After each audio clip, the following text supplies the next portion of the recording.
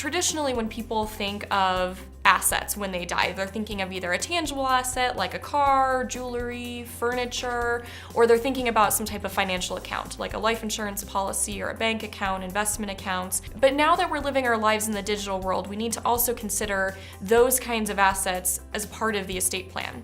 So what can encompass a digital asset? Really, it can be any type of electronic communication, but many other things as well. But some examples would be social media accounts like Facebook, LinkedIn, gaming accounts. So people do online gaming. They have these avatars that live in the digital world. And when people think of online gaming, they also assume, well, there's no value to that, which is actually the opposite. People can buy things like gems or lives or certain planets through certain games, and those do have value, and we need to figure out what to do with those when someone passes away. Some other online digital accounts that are included as a digital asset would be an online bank account.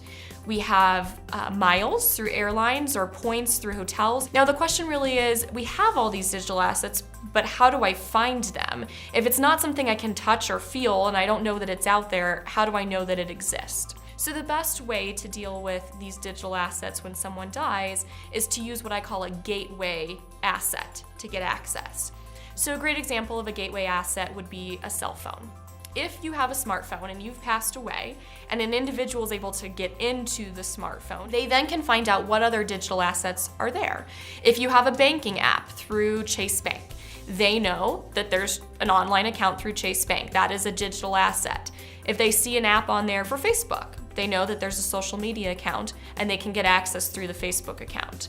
Some other gateway assets would be your email. So getting access to your email, if you're using, as example, an online backup, so you're storing your online documents to a backup site. Typically, those companies will send you an email saying the backup has been successful.